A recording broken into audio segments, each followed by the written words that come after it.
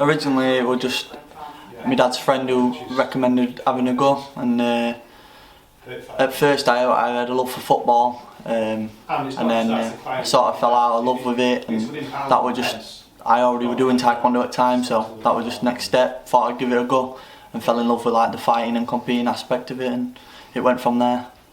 Brilliant. Do you want to talk about some of your achievements as well so far in obviously the amateur setups, obviously fighting for GB and stuff like that, and what kind of achievements you had growing up? So as soon as I could, I was on the GB taekwondo team for my age group, so I ran it from the ages of 11. I competed I represented Great Britain GB taekwondo for the first time at 13 in the Cadet World Championships in Azerbaijan, and then again the following year in the World Championships in Korea and other Europeans in France. And then again, the team, I moved up to the next age group. I represented multiple Europeans at Worlds again, and I even were fortunate enough to represent Team GB at the Youth Olympic Games in 2018 in Argentina. And then I moved to the World Class programme and became a full-time athlete and lived in Manchester. Competed in 2 senior Europeans, World Championships, and fought all over the world. Brilliant. Do you want to talk about the first 2 bouts you've had now, amateur bouts? Do you want to quickly talk about what they were like? Obviously it must be quite daunting, you kind of debut, bringing loads of fans to come and support you. Do you want to talk about them experiences? I first fell in love with MMA through watching Conor McGregor and his meteoric rise. So I always knew taekwondo. I had the goal of reaching the Olympics, and then I was going to move and try MMA. So when I did take the leap and I did move over to MMA,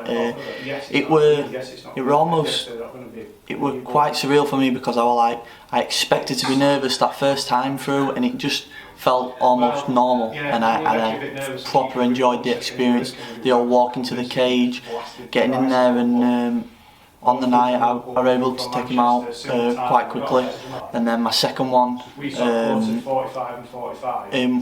meant to be another game lad, but we had some problems with opponents, and luckily a good lad from Liverpool stepped up, and what made me happy about that is it proved to everyone that I weren't just someone who could stand up on my feet.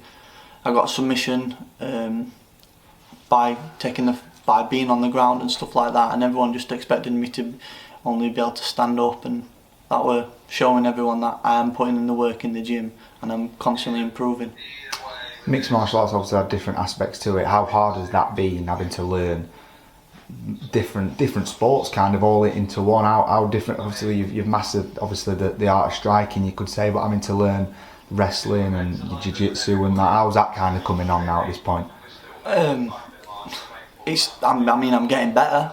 I strive to get better with it every day, but that first changeover, it was like being a beginner, and it was difficult. There were times, where you were questioning it, especially coming from such an high point in taekwondo, and it just being like, it was my job to come in and doing something where you're a complete beginner again. It was a bit abnormal, but I love training, I love the grind, and I love seeing myself get better.